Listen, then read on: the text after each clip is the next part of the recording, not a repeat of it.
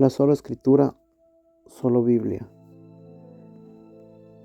Desde el cisma luterano, uno de los principales temas que causa la división es la tradición, mientras que la Iglesia Católica insiste en proclamar la palabra escrita, Biblia, y palabra transmitida oralmente, que es la tradición.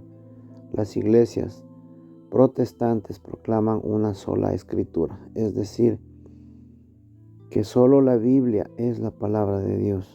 Niegan así la autoridad sagrada y la tradición. Por tanto, niegan aquellas verdades fundamentales de la fe que no están contenidas de manera explícita en la Biblia y mutilan la verdad. Tradición versus la tradición.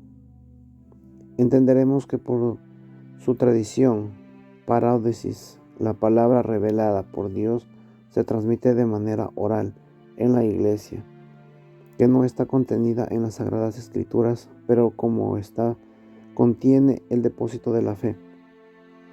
Es diferente el término tradición con T minúscula y así las costumbres eclesiales que pueden ser cambiadas o abogadas por la iglesia. Encontramos, por ejemplo, la tradición con T mayúscula en 1 Corintios 11:2, 2 de Tesalonicenses capítulo 2, versículo 15. También en 2 de Timoteo 2:2, 1 de Corintios 11:23. Muchas de estas palabras se modifican estas tradiciones como la Reina Valera por palabras como instrucciones, pidieira y o doctrina didascalía. No todo está en la Biblia. En Juan 20:30, Jesús realizó además muchos otros signos en presencia de sus discípulos que no se encuentran relatados en este libro. En Juan 21:25, Jesús hizo también muchas otras cosas que se les relatará detalladamente.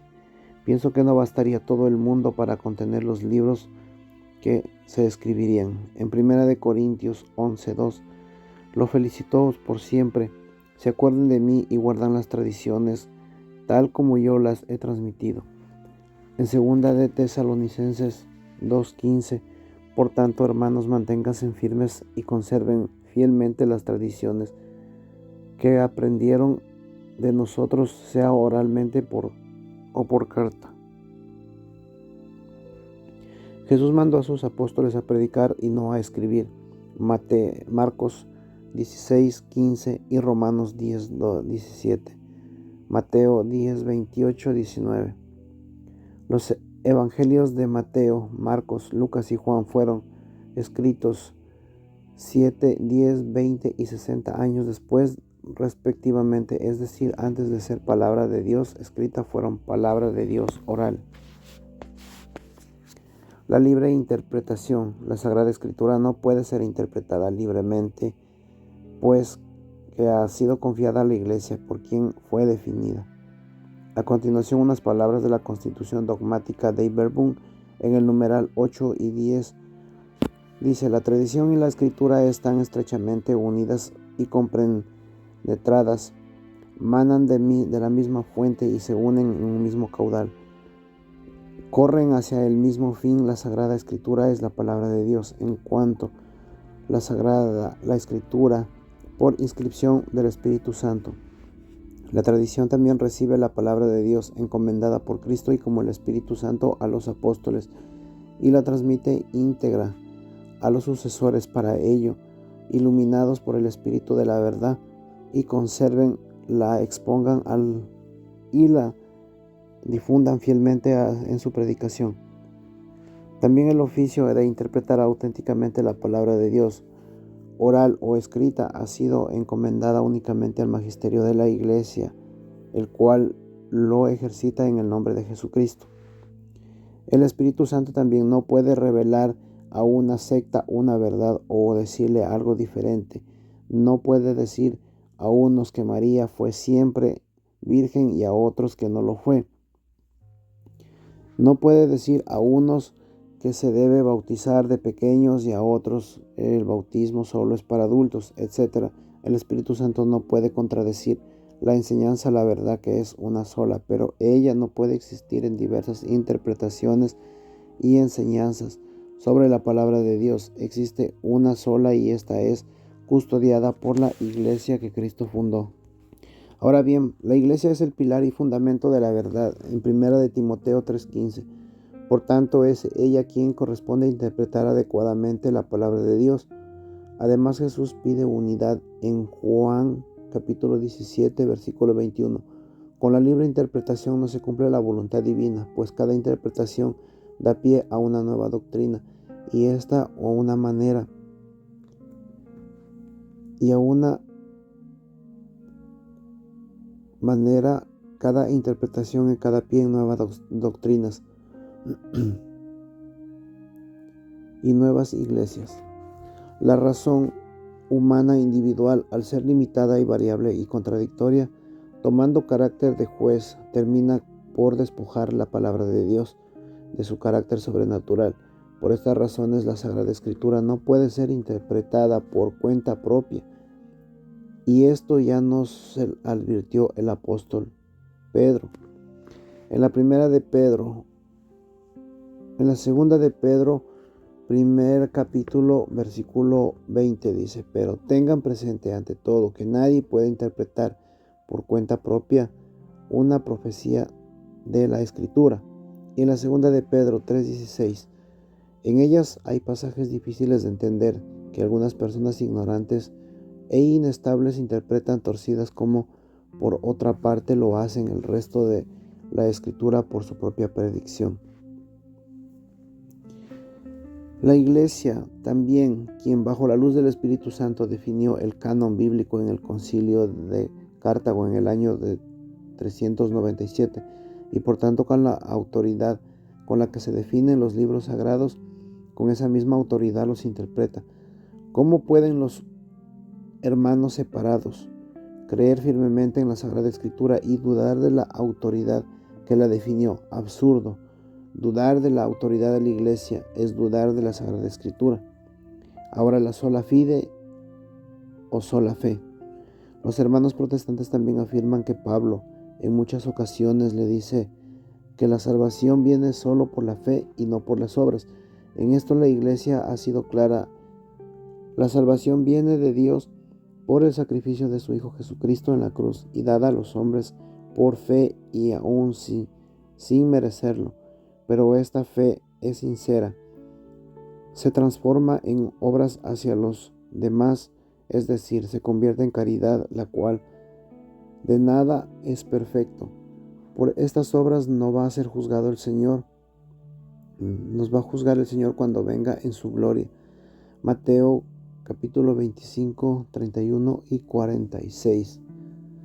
Los protestantes también proclaman la doctrina de sola fe, apoyándose en la cita de Romanos 3:28, porque nosotros estimamos que el hombre es justificado por la fe, sin las obras de la ley.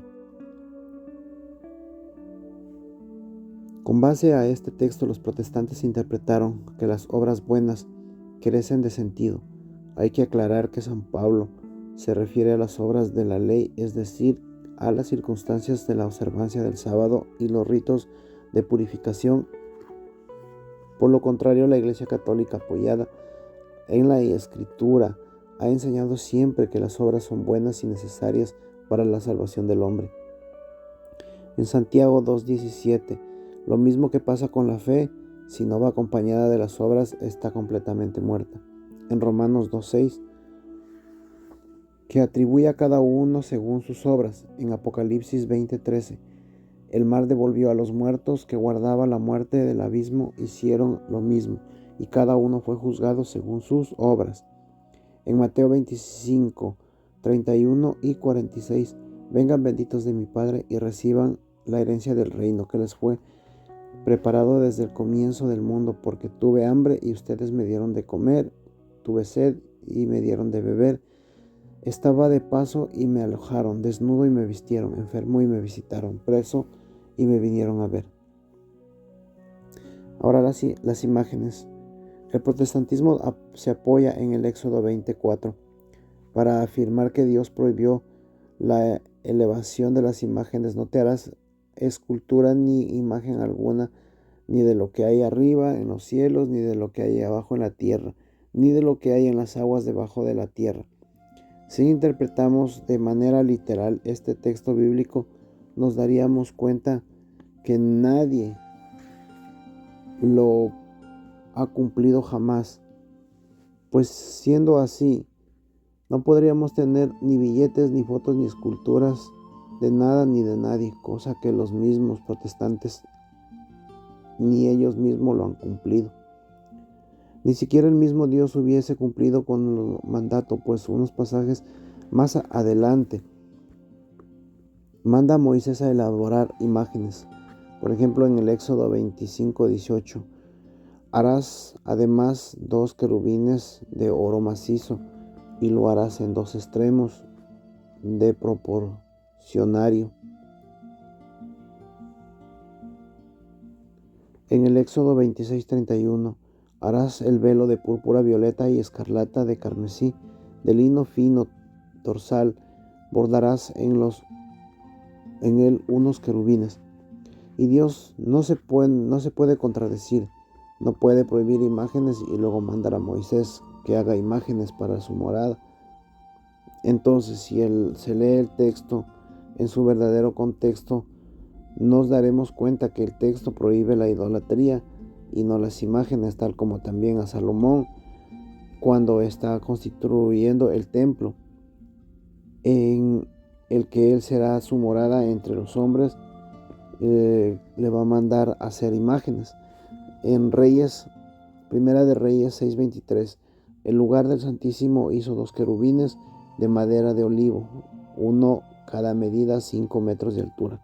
En Primera de Reyes 7:29, sobre esos paneles había figuras de leones y de toros y de querubines, y lo mismo sobre el armazón, tanto arriba como abajo. Los leones y toros habían unos adornados en bajo relieve. Hoy en día es difícil también encontrar que alguien adore una imagen, y sin embargo, no encontramos en el siglo de mayor idolatría que ha existido en la historia de la humanidad. Hoy se adora el dinero, al sexo, al placer, el cuerpo, etc. Recordemos también que además que el mismo Dios hace imágenes. ¿Acaso en el género humano no fue creado su imagen y semejanza? ¿No es el mismo Jesús la imagen visible de Dios invisible?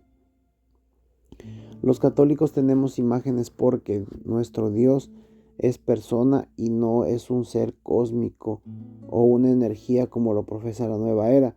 Así pues, las imágenes nos dan una idea de ser un ser concreto y no de un ente energético.